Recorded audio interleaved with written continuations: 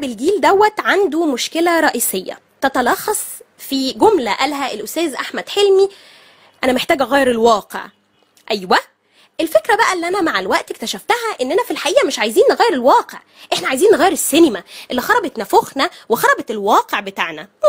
السينما هي السبب. شوف ازاي، ما علينا، اقول لك ازاي.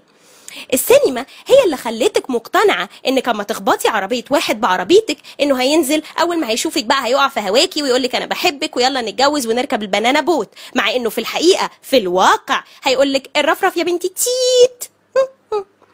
السينما هي اللي خلتك مقتنعه انك اما تكوني زي حالاتي بتعومي عوم كلابي وتقرري تنزلي البحر وخلاص هتغرقي، ايه يطلع لك عريس البحر ينقذك ويحبك وتتشعلقي في رقبته وانتوا راجعين بعد ما قلتي له علمني العوم والنبي احمد، مع انه في الحقيقه في الواقع الموضوع ده يتلخص في منشط محتواه: العثور على جثه فتاه في 25 من عمرها ماتت غرقا.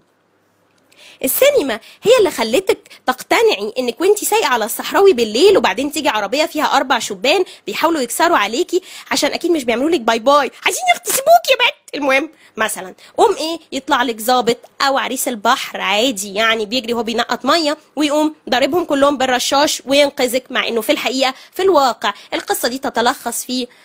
اعتقد مسلسل قضيه راي عام او المغتصبون، يعني الاثنين. السينما هي اللي خلتك تقتنعي انه مثلا لو نسيتي محفظتك في مطعم مش هتلاقي فجأة الجرسون بيقولك الحساب خلصان يا فندم، الاستاذ دفع، وهو بيشاور على واحد شبه جورج كلوني مع ايماء بالرأس، وبعدين برضك يقع في هواكي ويقولك اتجوزيني وتركبوا البنانا بوت اللي انت خوتانه بيها، اكشلي اللي انا خوتاكوا بيها، مع انه في الحقيقه في الواقع انت هتتشتمي بافظع الشتايم وغالبا هتغسلي مواعين ودليفري تخليص حق. السينما هي اللي خلتك تقتنعي انك اما تبقي قاعده في مكان وفي واحد امور قاعد وانت حاسه انه باصص لك وكده، وبعدين تقعدي ترسمي بقى في سيناريوهات سعاد حسني ومحمد سلطان في عائله زيزي، مع انه في الحقيقه في الواقع هو باصص على الويتر اللي واقف وراكي بقاله ساعتين. القرف والله قرف. المهم السينما هي اللي خلتك تقتنعي انك ممكن تقولي لجوزك: بيبي بلاش بيبي صلاح عايزه اروح الملاهي، تلاقيه مأجر لك بقى الملاهي بحالها وبتركبوا الغساله البطيئه اللي بتلف دي ويوقفها فوق بقى وتقعدوا تتكلموا عن النجوم واول مره اتقابلتوا فيها، مع انه في الحقيقه في الواقع انت حبيبتي من اول ما تقولي له صلاح انا عاوزه من غير ما تجيبي سيره الملاهي اللي اصلا ممكن تكون السبب في طلاقك، هيفتح لك موشح انك طلباتك كتير وانك مش ممكن وانه مش عارف يلعب بلاي ستيشن وانك مش بتحب امه، يعني دي حقيقه بس هنعديها، المهم انك مقرفه وانه هيطلقك بردك. السينما هي اللي خلتك تقتنعي انك اما تباصي ورقه لواحد تكتبي له فيها من انت وبعدين تستنيه في الجراج عشان تكلميه هيقف يكلمك وتحبوا بعض ويا واد يا تقيل بقى وجوزوزو وكده، انما في الحقيقه في الواقع انت هتتمسخري لو بصيتي الورقه دي، ولو كان عندك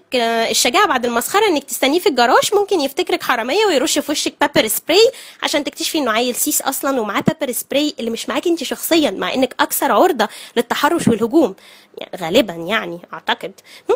السينما هي اللي خلتك تقتنع انك عادي ممكن بقى خلاص في اللحظه الاخيره اللي هو البطل بيتجوز البطله بقى وكده هوت، فبعدين انت اكتشفت ان انت بتحب اكشلي صاحبه العروسه او انت بتحبي صاحب العريس، فعادي بقى بتقوم وعارف بتفركش الجوازه وبتروح بقى تحب صاحبه العروسه عادي وبتتجوزوا، او العكس انت بتحبي صاحب العريس بقى وبتتجوزوا وبتاع، وانتهى الموضوع بقى النهايه وسعاده وبوسه وجو شاديه والكلام ده. ده مش حقيقي حبايبي انتوا الجوز، لو ده حصل اصلا غالبا غالبا غالبا هتتجابوا من قفاكوا انتوا الاثنين سواء انتي او هو، وهتضربوا ضرب مبرح مبرح مبرح. يا جماعه ما حد بالسهل ده، انت وصدق المأذون قدامك انت بتستقبل. وعليه هذه امثله كتيره على سبيل السرد وليس الحصر بتلخص معضلتنا واللي بتخلينا في النهايه نعرف اننا محتاجين نغير السينما عشان الواقع يتغير، عشان في النهايه نخلص من المخمضه اللي قال عنها حكيم، رحنا هناك فقالوا لنا هنا وجينا هنا قالوا لنا هناك. مش ممكن يا جماعه، مش ممكن.